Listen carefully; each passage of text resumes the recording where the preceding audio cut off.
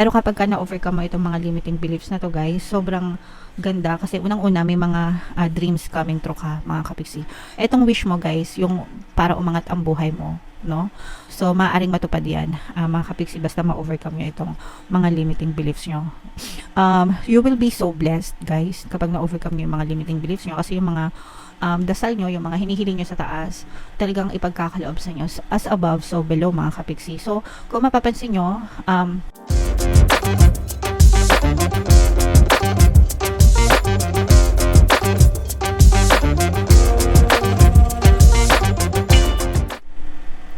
hello guys, hello Pisces, Happy New Year, Happy 2025 sa inyo guys. Yung pamagat ng episode natin for tonight is Bagong Taon 2025. So titingnan natin yung energy nyo sa paparating na Bagong Taon, mga kapiksi. By the way, naka-upload na sa ating YouTube channel yung inyong 2025 kapalaran para sa bawat zodiac signs, guys. If in case hindi nyo pa napapanood, punta lang kayo guys dun sa ating homepage and hanapin nyo lang yung video para sa zodiac sign nyo, mga kapiksi. So, eto guys, medyo may pagka-negative itong mga mensahe para sa inyo guys kasi yung iba sa inyo meron pa kayong mga emotional pain and hindi pa kayo ganap na nakaka-move on, no? Doon sa mga emotional pain na pinagdadaanan nyo, mga kapiksi. So, this is door to personal healing and happiness, no? So, ibig sabihin guys, naka-reverse kasi siya, nakabaliktad siya. So, talagang medyo sariwa pa sa inyo yung mga emotional pain na pinagdadaanan nyo. And it can be caused by anything, mga kapiksi. Hindi naman, ibig sabihin ng broken hearted is, ano lang, no, problema lang sa pag-ibig. Hindi lang siya sa pag-ibig, it can be any problems na pinagdadaanan nyo, mga kapiksi. That's why meron kayong emotional turmoil right now. Sa ating channel guys, meron tayong Ho'oponopono and Self-Love Subliminal. Makakatulong yun sa inyo, pakinggan nyo lang, iiyak nyo lang, mga kapiksi. Kapag ka nakikinig kayo kasi noon, when you listen to Ho'oponopono Subliminal guys, automatic, lalo na kapag medyo sariwa pa yung pain nyo, yung luha nyo talagang lalabas guys, no? Kasi ano yun pang cleansing yun guys, no? So iiyak nyo lang. Pag naiiyak kayo, huwag nyong pigilan, mga kapiksi. And then kapag naiyak na kayo, kapag naluha na kayo, mapapansin nyo unti-unti gagaan yung pakiramdam nyo. So listen to it daily guys hanggang sa mabawasan yung mga emotional pain na pinagdadaanan nyo. Okay? Pwedeng nagkakaroon din kayo ng problema sa pera. Ito naman guys, this is actually abundance, no? Pero pag sinabing abundance, kasaganaan, pero merong block, no? Ibig sabihin ng block, balakid. Kaya hindi nyo masyadong na-experience yung kasaganaan or hindi siya masyadong pumapasok ng maluwag sa buhay nyo. So, pwedeng this is because of negative emotions din, no? Especially kung broken-hearted kayo, mga kapiksi, or meron talaga kayong emotional pain, talagang block yan sa kasaganaan. Kapag may emotional pain kayo guys, kasi hindi lang love life yung tinatamaan yan, life in general, your life in general, parang nagiging clouded ka, nagkakaroon talaga ng blocks, no, sa emosyon nyo. So, and kaya natural lang na maging ganito. But, alam nyo, just focus on your healing for now, mga kapiksi. Kailangan nyong alisin yung mga galit, anger, hatred, resentment, grudges, no? Sa puso nyo, you have to work on yourself guys, and pati yung mga stress, yung mga worries, yung mga pagrereklamo, kasi yun yung number 1, 2, 3 cause ng mga na nagiging balakid sa mga biyaya guys. Okay, so don't worry guys, magiging okay din yan, malalampasan nyo din yan. Ibabangga natin yung reading dito, mga kapiksi, no? Hindi porket negative dito, negative din dito. Titingnan natin guys, pero for now, if ever na naka-resonate kayo, comment down below, mga kapiksi, and pakinggan nyo lang yung mga Ho'oponopono at saka yung mga pampaswerte subliminals natin para masolusyonan nyo itong mga negative na energies na to. So, shuffle natin to guys. Habang sinashuffle natin to, panoorin nyo muna yung video natin regarding sa ating paano mag-manifest ng abundance video course. Kapiksi, sawa ka na ba sa mga struggles at hirap sa buhay mo? Masipag ka ba at masikap sa buhay ngunit hindi ka pa rin umaasenso? Ilang beses ka na bang nag-attempt mag-negosyo at mag-invest pero palagi ka pa rin nalulugi? Sa pagkakataon na ito ay maaaring may subconscious beliefs ka na nagiging balakid sa iyong pag-unlad at pagyaman. Introducing, paano mag-manifest ng abundance video course. Dito ay matututunan mo ma-overcome ang mga balakid mo para tuluyan ka ng umunlad, umasenso, sumagana, maging matagumpay, successful at maswerte sa iyong kabuhayan, pera, trabaho, negosyo, salapi at kaperahan ng bonggang-bongga. Dali, mag-send na ng email sa pinoypixie@gmail.com at simulan na ang iyong pagyaman ngayon. Alright, so sa lahat ng gusto mag-avail ng course guys, yung promo natin for December, una magbibigay tayo ng 15% discount, pangalawa magbibigay din tayo ng free 3-in-1 pampaswerte sa subliminal, so pampaswerte sa buhay, sa pera at saka sa love life mga kapiksi. So i-avail nyo na.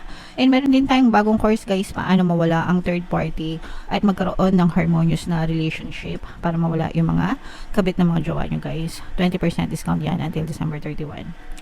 So, Pisces, guys, kayo ay na-represent ng King of Cups sa ating spread.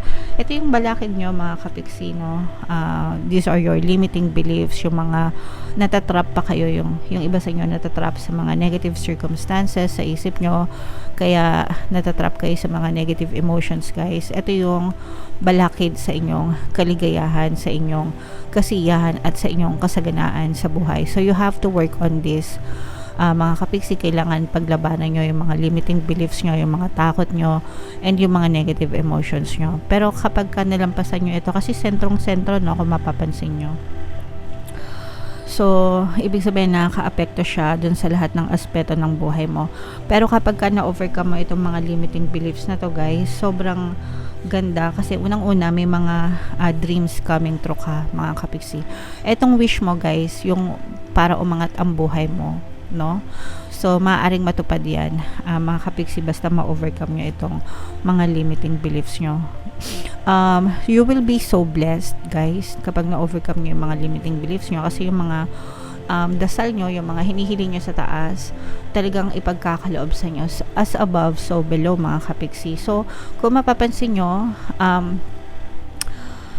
ito yung mga blessings mula sa heaven, mula sa universe, mga kapiksi, and binubuhos niya yan papunta dito sa mga cups mo dito sa lupa, papunta sa iyo, sa iyong physical reality. So talagang ibubuhos yung mga blessings sa inyo guys, okay?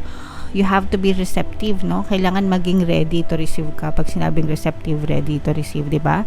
Opportunities are given to those who are ready, no? And kapag ready ka, talagang ibubuhos itong mga blessings na to. Kaya ito yan ito yan guys, mga blessings, no? Pero nakabaliktad siya kasi kung mapapansin nyo tong deck na to guys, blossoming abundance yan. Ayan, no? Diba? Ito yung mga blessings, mga kapiksi. Ayan yan, no?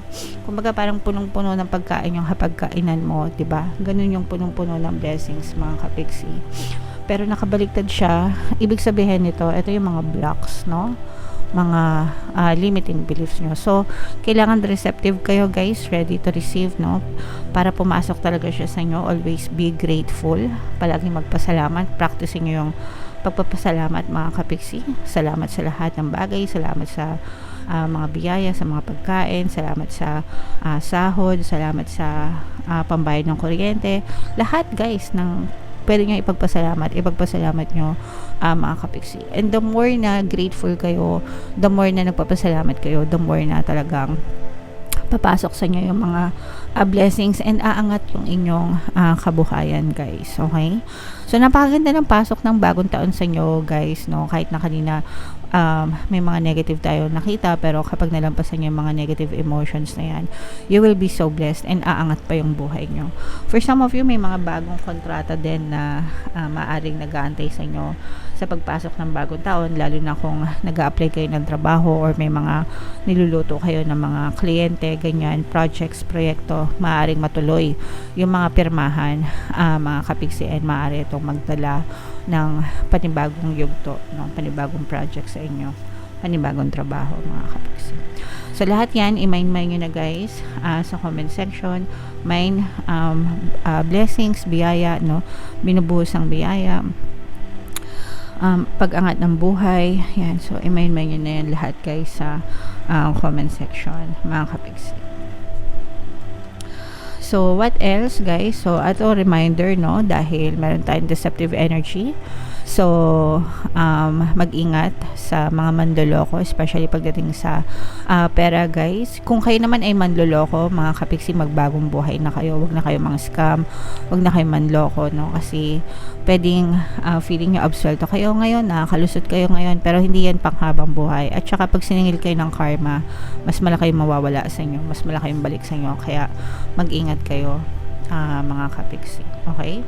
And, yeah, so ito guys, nakikita natin na magbabago yung daloy ng swerte nyo, mga kapiksi. So, this is a very positive news sa inyo kasi kumbaga dadating yung time na hindi ka na magre-reklamo. Kasi masipag naman kayo guys, no? Masipag kayo, very dedicated, masyadong ma-effort sa buhay. And, yung reason kung bakit hindi pumapasok yung biyaya sa iba is because mareklamo. So, tigilan nyo na yung kare-reklamo, mga kapiksi, and shift kayo sa gratitude. Guys, stop complaining. Don't ever complain. Wala tayong karapatan magreklamo, mga kapiksi, okay? Just be grateful. And kapag palagi kayong grateful, guys, again, magbabago yung takbo ng swerte nyo. As in, and mas lalo pa kayong i-bless, mas lalo pa kayong suswertehan, mga kapiksi, sa pagpasok ng 2025. Kung feeling nyo minamalas kayo or minalas kayo for 2024, hindi masyado naging maganda yung takbo ng buhay nyo, this time around, magbabago yung takbo ng swerte nyo. Pero kailangan nyo rin magbago kasi ito, kailangan nyo tong i-overcome, mga kapiksi.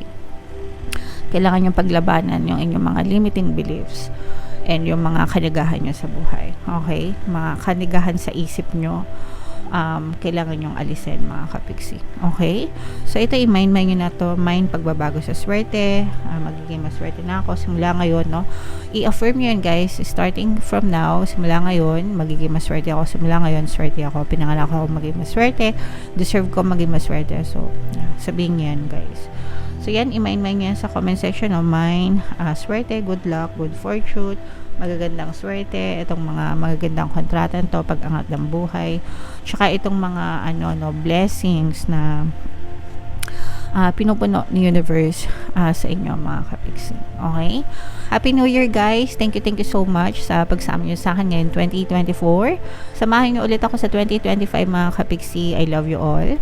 Ito yung ating 2025 kapalaran. Ito naman yung ating success stories ng paano mag-manifest ng abundance video course. Click here to subscribe, guys. Ito yung ating mga pampaswerte subliminals. Thank you for liking, sharing, and subscribing. See you again next time. I love you all, mga kapiksi. Have a nice day. Bye-bye.